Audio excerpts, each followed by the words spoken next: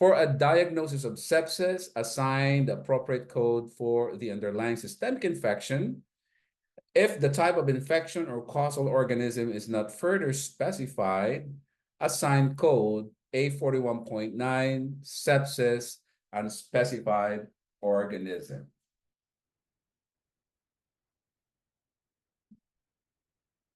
Okay, now, what is this A41.9? Okay, let's talk about this A41.9.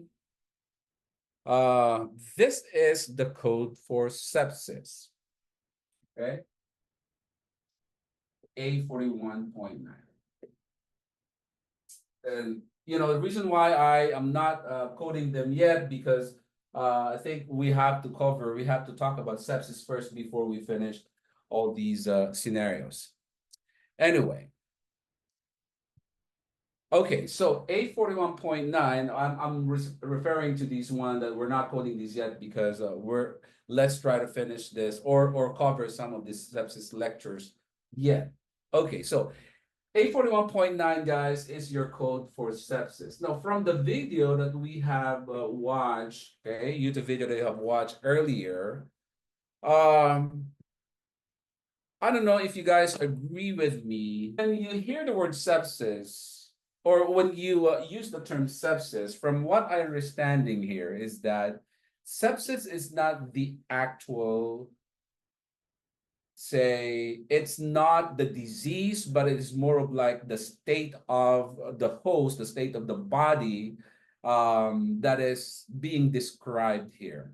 Okay, so when I say, or it's not actually the infection, but it's basically describing the state of the person's body, right? So when you say sepsis, again, guys, I'm just trying to explain it in a more layman's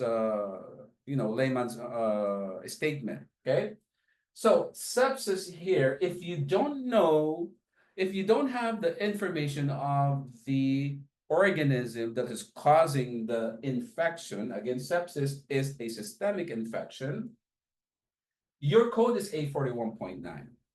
So basically you're saying, okay, so when the patient is admitted or is in the, say, in the ER, our scenario last night, okay, if there was no mention of the causal organism or the infective agent, this is your code, A41.9. And how do you find this code? It's simple. You go to your book, right, and look for the word sepsis. Okay, that's how you code sepsis. Now, if you have the label or the name of the infection or the organism, you don't code this A41.9 because there is a specific sepsis code for a specific organism. Okay, so the one that we did last night is sepsis by Escherichia coli or E. coli. Okay, now the E. coli sepsis is A4151, which basically what you're trying to say here is that patient has a systemic infection, and that systemic infection that is causing these disease is E. coli.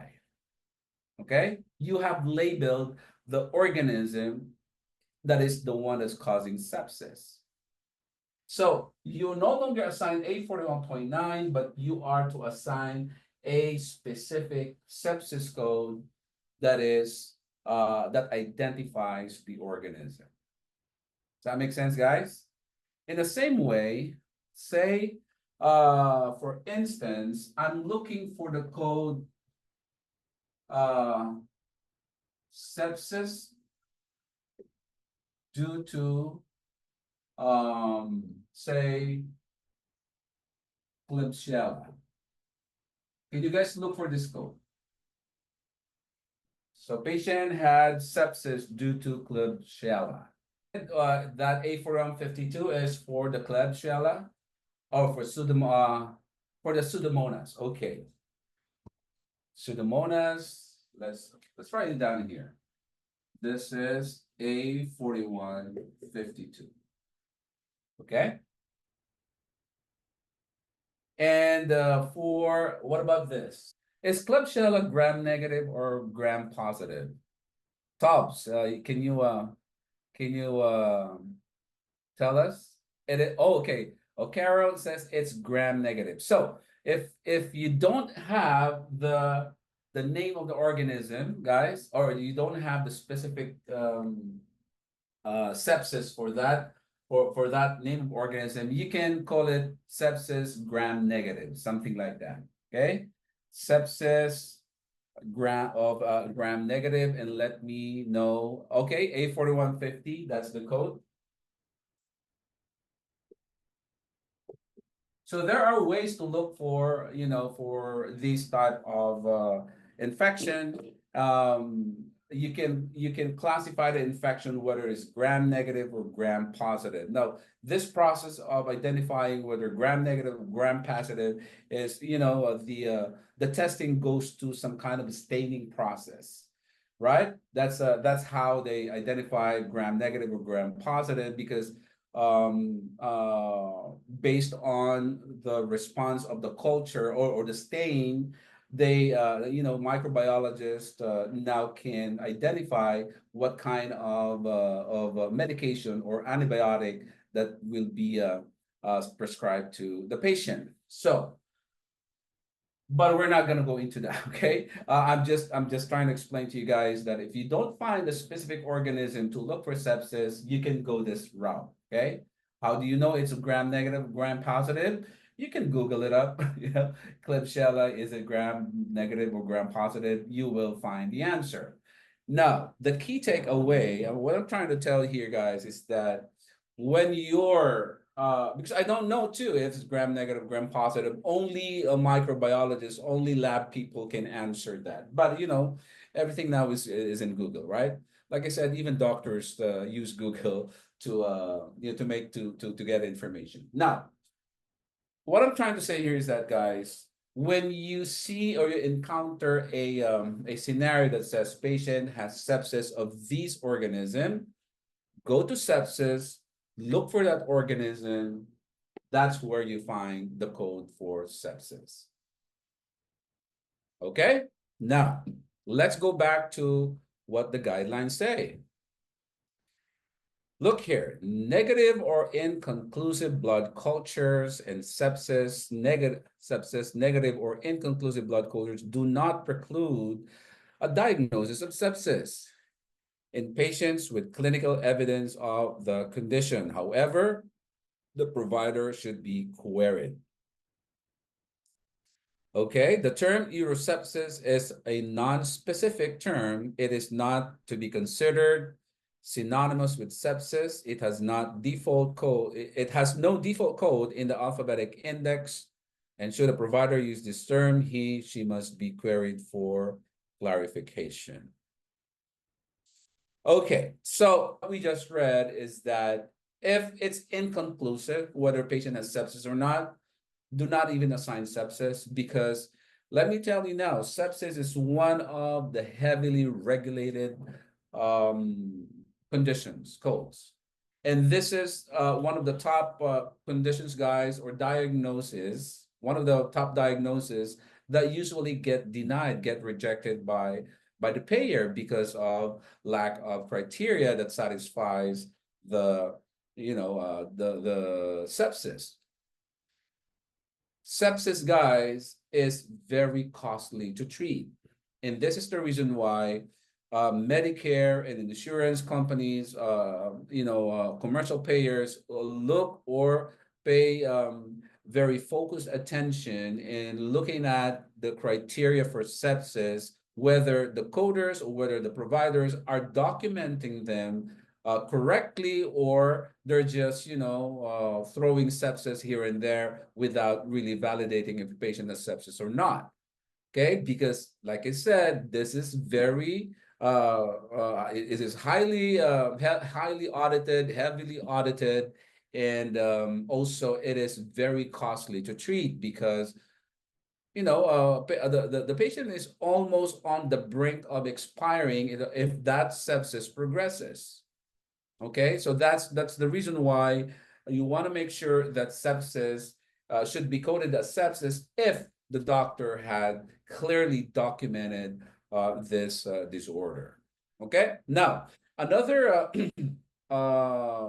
subject or another term that the guideline was trying to explain to us is that if the provider uses, okay, if the provider uses the term urosepsis, you know, back in the day, there many providers are very comfortable with this term, using this or putting it in their documentation, urosepsis to mean UTI. What does the guideline say? It is no longer acceptable. You don't code it as sepsis. You don't even code it as a UTI. What does the coder? What does the coder should do after, you know, when the provider uses this term? You have to query the provider whether the provider is what is the provider trying to mean. Yeah, does she mean or does he mean UTI, or does she mean really sepsis? Okay, so, and I must tell you guys, highlight that in your book. That part of the guideline that says urosepsis is no longer acceptable, because in the AHIMA exam, they always ask this. I got this question in my AHIMA exam. Many people, you know, after me got this question in the AHIMA exam. So want to make sure, guys, that you don't miss the boat. You want to make sure that if the urosepsis comes out in the exam, the answer is you query the provider, query the physician. Okay, so that's what you do. Okay, so let's continue. Let's talk about severe sepsis. And in the video that you guys saw, this is how you determine when to code severe sepsis. If a patient has sepsis and associated acute organ dysfunction or multiple organ dysfunction, follow the instructions for coding severe sepsis. There you go. Okay, so in the video, we saw, you know, that the guy was explaining that you can call it severe sepsis if the patient is showing some kind of dysfunction of different organs, like patient is having a hard time to breathe, right? Patient is, you know, having some acute abdominal issue because of some, you know, oxygen is not supplied to the part of the body, or what we call there's an oxygen deficiency, and then it can cause some abdominal discomfort. Okay, the patient is no longer able to or having a hard time urinating. Okay, that's an organ dysfunction. Now, the guideline says if a patient has sepsis, so it is already confirmed sepsis, and an associated or acute organ dysfunction, what do? You code it as severe sepsis. Okay? Now, how do we code severe sepsis? I'm going to show you guys how to code severe sepsis. So grab your book, okay? Everybody, please go to the book, okay? And let's look for the term again, sepsis. Everybody, please do that. Let's go to the term sepsis and let's look for severe. Sepsis, severe.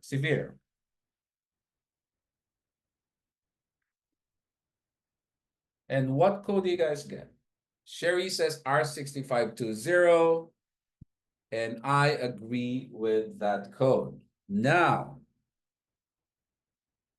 let me erase this. That is your severe sepsis code. R6520 is severe sepsis. Okay? Now, you know what?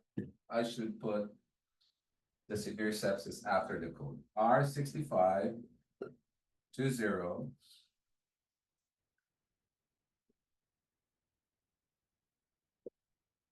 Okay.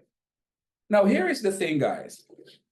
So when you're assigning the code R6520, okay, what you're trying to do, or what you're trying to reflect in the patient's chart is the acuity of the disease or the severity of the disease. The R6520 is not a diagnosis, but it is actually a description of how bad the disease is, how bad the sepsis is. You guys get what I'm saying here? What I'm trying to say is that once you assign this R6520, you're basically saying, hey, patient sepsis is that bad because there are multiple organ dysfunctions involved already. And this is the reason why we call this as severe sepsis. Now, assigning R6520 does not completely reflect the clinical picture because you're missing the sepsis code. Okay? This is just the severity, okay? But you still have to assign the sepsis code. So if a patient has sepsis due to E. coli, you are to assign A4151 first as your primary diagnosis, followed by your R6520. Does that make sense, guys? So when you're assigning a code for severe sepsis, you need at least 2 codes, minimum of 2 codes. Don't be complacent that when you assign the R6520, you're done. No, this is just a description of how bad it is. But you still have to assign the sepsis code. Am I understood? Matter of fact, let's see if we got that in the guidelines, if that is covered. Okay, if a patient has sepsis and an acute organ dysfunction, but the medical record documentation indicates that the acute organ dysfunction is related to a medical condition other than sepsis, do not assign a code from subcategory. Okay, there's a caveat here, guys. Severe sepsis. An acute organ dysfunction must be associated with the sepsis in order to assign the severe sepsis code.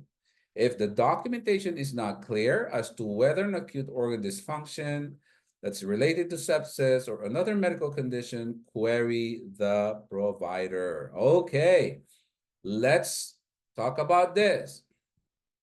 The caveat or the disclaimer here, guys, is that when you're assigning a code for severe sepsis because patient has an acute organ dysfunction, okay, you want to make sure that the doctor links this dysfunction to sepsis before you even call it severe sepsis. Am I understood here? What I'm trying to say is that not because patient is showing some organ dysfunction. Let's say, for example, patient has an ESRD, end-stage renal disease, a known end-stage renal disease with, on hemodialysis. That is an organ dysfunction, right? And if a patient has an infection and has a pre-existing ESRD, that ESRD is not associated to sepsis. So you don't call it a severe sepsis. That makes sense, guys? Another example, if a patient has a known heart failure, like, because of patient had a previous valve replacement, some stenosis, and all those valves are some heart valves are not working correctly, and patient ended up having a heart failure. That heart failure is an organ dysfunction that is not associated to sepsis. So you do not code it as severe sepsis. This is what the guideline is trying to tell us, that if you're not sure whether this organ dysfunction is associated or not to sepsis, what do you guys need to do? You have to query the provider. And notice this, guys. In the exam, in the AHIMA exam, there will be a lot of questions which answers is query the provider. What I'm trying to say is that if there are some ambiguity, there are some uncertainty in the documentation, you always default to let me query the provider. And mind you guys, many of these questions have that answer in the exam. So you want to make sure that you're paying attention to that part of the guideline.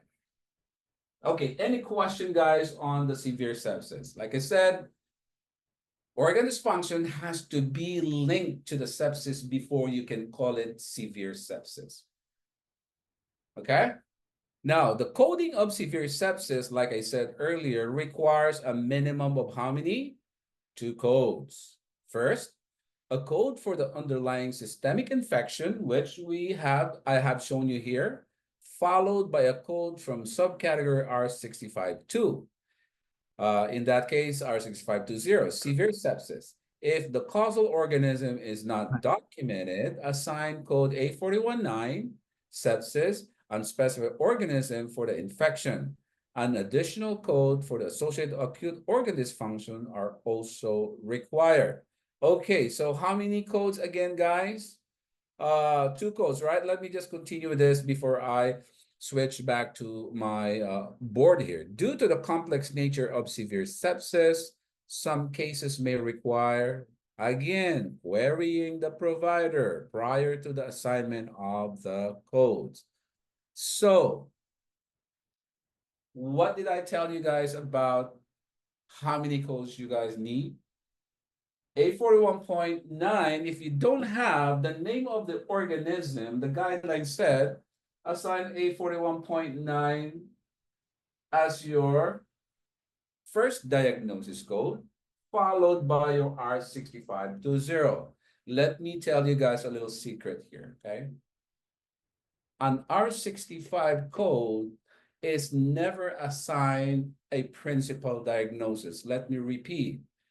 An R65 code, R65.2, cannot be assigned as principal diagnosis. So that gives you a little tip there that when you see, in the exam that the R65 was on top, was a priority code, you immediately eliminate that because it's never assigned as principal diagnosis. Okay? And like what the sepsis guidelines say, a severe sepsis, guys, a severe sepsis always has at least 2 codes, minimum. And if the organ dysfunction is identified, you have to assign that code for the organ dysfunction as well.